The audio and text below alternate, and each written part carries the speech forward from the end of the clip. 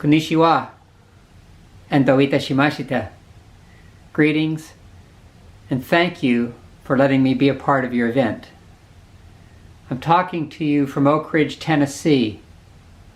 Many of you will know the name of Oak Ridge as the place that enriched the uranium fuel for the Little Boy bomb that the United States used to destroy the city and the people of Hiroshima in 1945. Today, Oak Ridge is still an active nuclear weapons production facility. The organization I work for is part of the resistance to that work. We have always said we use every tool in the toolbox to work non-violently for an end to nuclear weapons. We educate, we demonstrate, we march. Sometimes we are even arrested. This January, we all received a new tool. The Treaty on the Prohibition of Nuclear Weapons entered into force.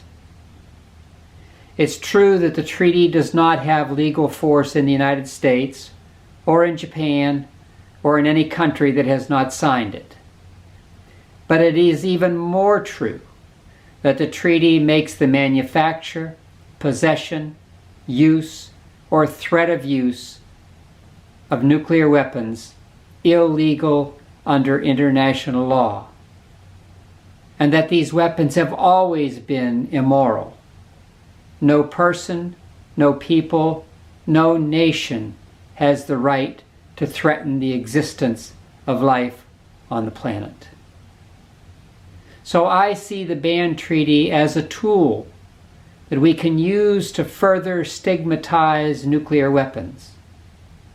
It is a lever that we will use to pry the nuclear states out of their long-standing positions, to force them to give up their weapons of mass destruction.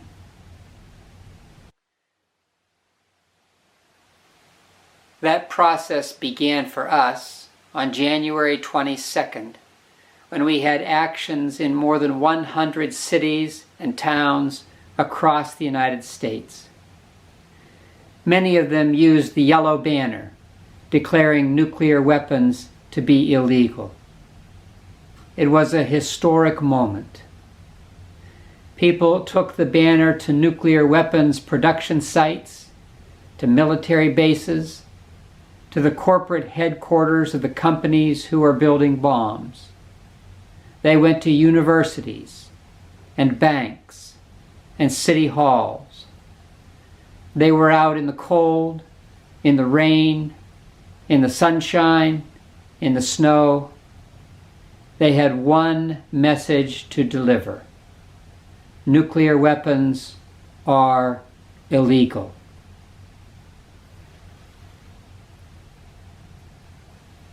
The challenge facing us now is to turn that historic moment into an enduring movement. In the United States, that will be difficult. We have a new president, but when it comes to nuclear weapons, in the long run, that does not matter so much. President Biden has renewed the New START treaty with Russia, which is a good thing. But he has also indicated that he will continue to spend billions of dollars to modernize the U.S. nuclear stockpile. Where I live, a new bomb plant is being built right now to manufacture thermonuclear secondaries from highly enriched uranium. And the government has announced plans to build a new bomb plant in South Carolina to make plutonium pits, and plans to double the size of the electronics plant in Kansas City, where the non-nuclear parts of our weapons are made. Over the next 25 years, the United States plans to spend $2 trillion for modernization, for new bomb plants, new bombs, new nuclear submarines, and new missiles.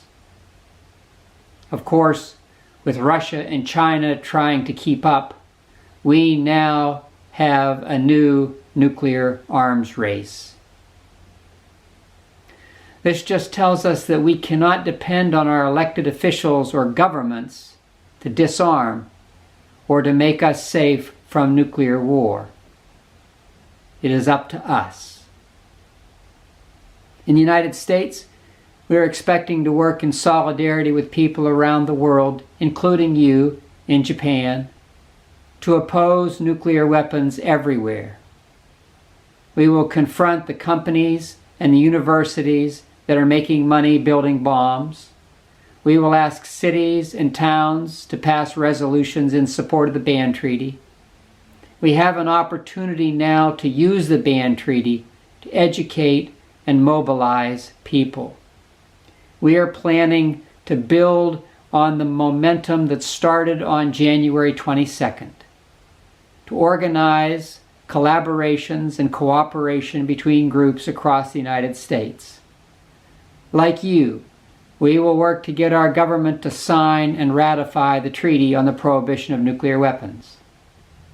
And I know activists in Germany and the Netherlands, in Great Britain, in Belgium, and France, who are working to get their governments to sign the treaty. Everyone in every country must do their part. The message we have to deliver is simple and clear.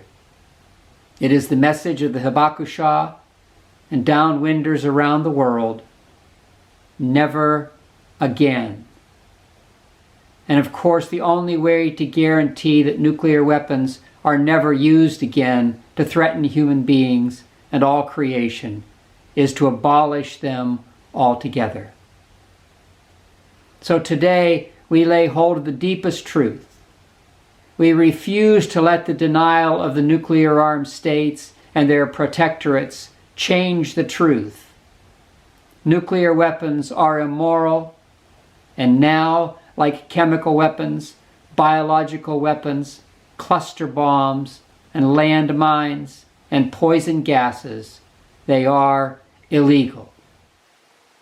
Making the promise of the Treaty on the Prohibition of Nuclear Weapons a reality will require a sustained effort by all of us.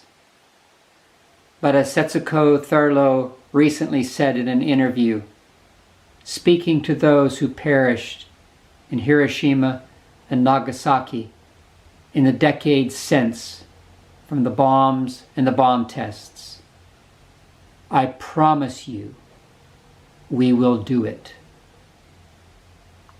Thank you.